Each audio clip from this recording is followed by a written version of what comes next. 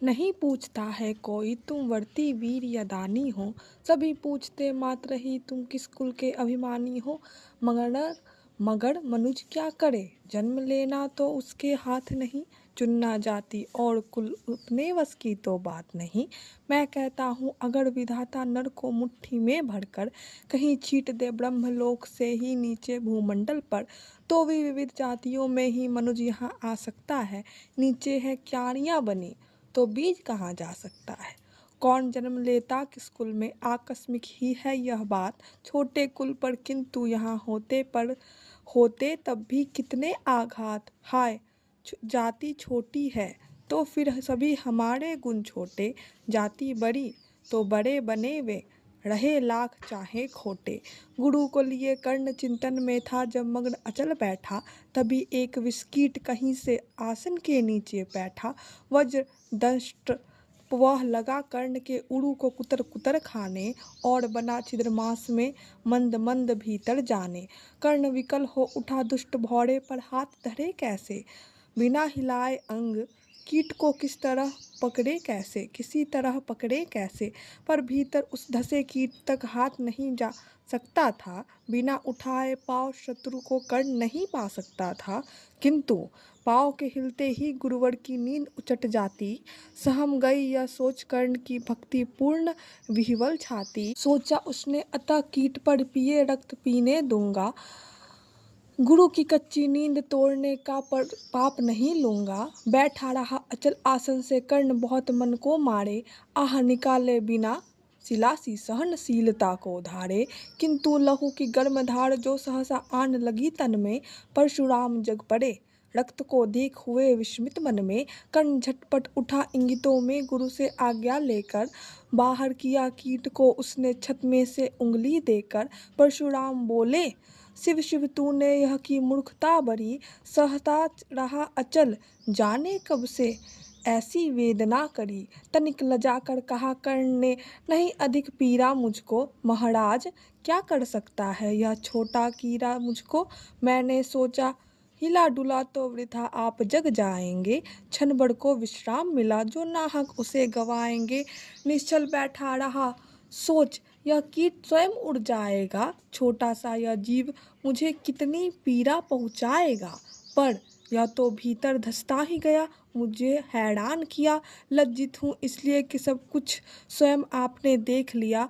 परशुराम गंभीर हो गए, सोच न जाने क्या मन में। फिर सहसा क्रोधाग्नि भयानक भभक उठी उनके तन में। दांत पीस आँख तरेड़ कर बोले, कौन छली है तू। ब्राह्मण है या फिर किसी अभिजन का पुत्र बलि है तू। सहनशीलता को अपनाकर ब्राह्मण कभी न जीता है, किसी लक्ष्य के लिए नहीं अपमान हलाहल पीता है। सह सकता जो कठिन वेदना, पी सकता अपमान वही। बुद्धि चलाती जिसे, तेज का कर सकता बलिदान वही। तेज पुंज ब्राह्मण तिल तिल कर जले, नहीं यह हो सकता। किसी दशा में भी स्वभाव अपना वह कैसे खो सकता। कसक भोगता हुआ विप्र निश्चल कैसे रह सकता है। इस प्रकार की चुभन वेदना क्षत्रिय ही सह सकता है। तू अवश्य क्षत्रिय है पापी, बता न तो फल पाएगा। परशुराम के कठिन साप से अभी भस्म हो जाएगा। क्षमा क्षमा हे देव दया म गिरा कर्ण गुरु के पद पर। मुख विवर्ण हो गया, आँख अंग कांपने लगे भय से थर थर। सूत पुत्र मैं शुद्ध कर्ण हूँ, करुणा का अभिलाषी हूँ। जो भी हूँ पर देव आपका अरुणचर अंतेवासी हूँ। छली नहीं मैं, हाय किंतु छल का ही तो यह काम हुआ। आया था विद्या संचय को किंतु व्यर्थ बदनाम हुआ। बड़ा लोभ था मनुष्य से मैं कार्तिवीर्य के जेता का। तपोदीप्त सूरमा विश्व के नूतन धर्म प्रणेता का। पर शंका थी मुझे सत्य का अगर पता पा जाएंगे। महाराज मुझ सूत पुत्र को कुछ भी नहीं सिखाएंगे। बता सका मैं नहीं इसी से प्रभु जाति अपनी छोटी। करे देव विश्वास भावना और न थी कोई खोटी। पर इतने से भी लज्जा में हाय गड़ा सा जाता हूँ। मैं मारे बिना हृदय में अपने आप मरा सा जाता हूँ। छल से पाना मान जगत में किल विष है, मल ही तो है, ऊंचा बना आपके आगे सचमुच यह छल ही तो है। पाता था सम्मान आज तक दानी वर्ती बली होकर, अब जाऊंगा कहाँ स्वयं गुरु के सामने छली होकर। करे भस्म ही मुझे देव, सम्मुख है मस्तक नत मेरा, एक कसक रह गई नहीं पूरा जीवन का वर्त मेरा। गुरु की कृपा साप में से जलकर अभी भस्म हो जाऊंगा, पर मदानंद अर्जुन का मस्तक देव कहाँ मैं पाऊंगा।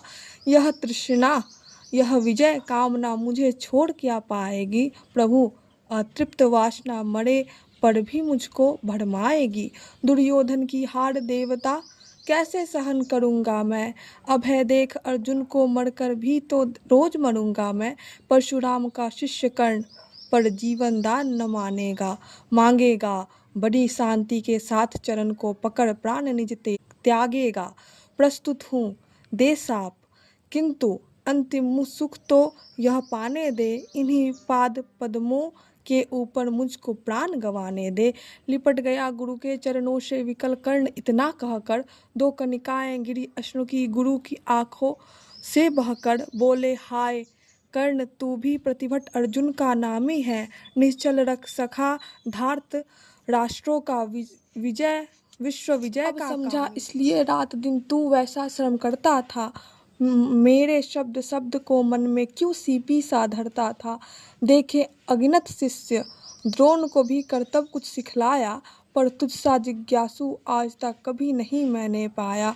तूने जीत लिया था मुझको निज पवित्रता के बल से, क्या था पता लूटने आया है कोई मुझको छल से। किसी और पर नहीं किया वैसा स्नेह मैं करता था, सोने पर भी धनुर्वेद का ज्ञान कान में भरता था। नहीं किया कापड़ न दिया जो कुछ था मेरे पास रतन, तुझमें निज को सौंप शांत हो अभी अभी प्रमुदित सामन।